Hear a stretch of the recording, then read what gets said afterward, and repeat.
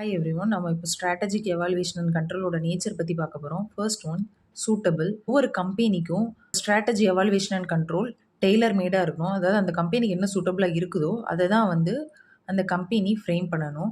Next one, சிம்பிளாக இருக்கணும். Execute பண்ணுறதுக்கு ரொம்பவே ஈஸியாக இருக்கணும். அதே மாதிரி எம்ப்ளாயீஸ் அண்ட் மேனேஜர்ஸ் எல்லாத்துக்குமே அண்டர்ஸ்டாண்ட் பண்ணுறதுக்கு ரொம்பவே ஈஸியாக இருக்கும். அப்போ தான் வந்து எரர் எதுவுமே வராமல் இருக்கும். அடுத்தது செலக்டிவ்.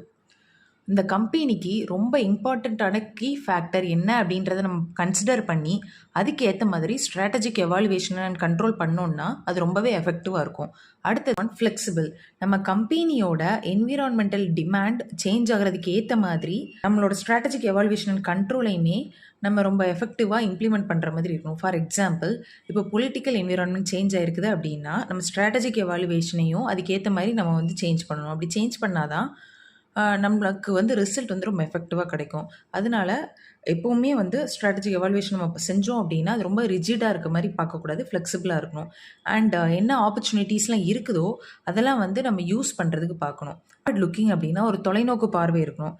ஸோ இப்போ வந்து நம்ம இதை இம்ப்ளிமெண்ட் பண்ணுறோம் அப்படின்னா ஃப்யூச்சரில் என்னென்ன ரிசல்ட்லாம் நமக்கு வரும் அப்படின்றத நம்ம திங்க் பண்ணி அதுக்கேற்ற மாதிரி டிசைட் பண்ணணும். இப்படி டிசைட் பண்ணலை அப்படின்னா ஃப்யூச்சரில் அது ஒரு ப்ராப்ளமாக கூட நமக்கு சேஞ்ச் ஆகலாம்.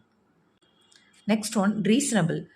ஸ்ட்ராட்டஜிக் எவாலுவேஷன் ரீசனபிளாக இருந்தால் தான் வந்து ஃபேராக இருக்கும் அண்ட் எவ்ரி ஒன் எல்லாருமே வந்து மோட்டிவேட் ஆவாங்க. இதே இது அன்ஃபேராக இருந்தது அப்படின்னா எம்ப்ளாயீஸ் கண்டிப்பாக டிமோட்டிவேட் ஆவாங்க.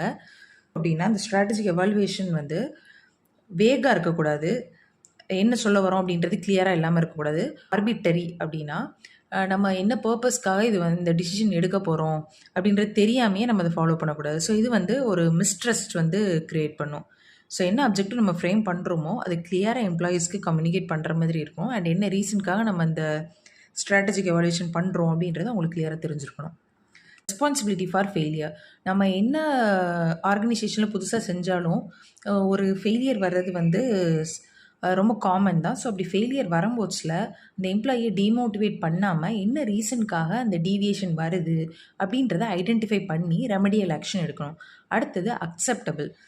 ஸோ நம்ம ஸ்ட்ராட்டஜிக் எவாலுவேஷன் பண்ண போகிறோம் அப்படின்னா அது வந்து எம்ப்ளாயீஸ் எல்லாருமே அக்செப்ட் பண்ணியிருக்கணும். அக்செப்ட் பண்ணால் தான் அந்த ஒர்க் வந்து ஸ்மூத்தாக இருக்கும்.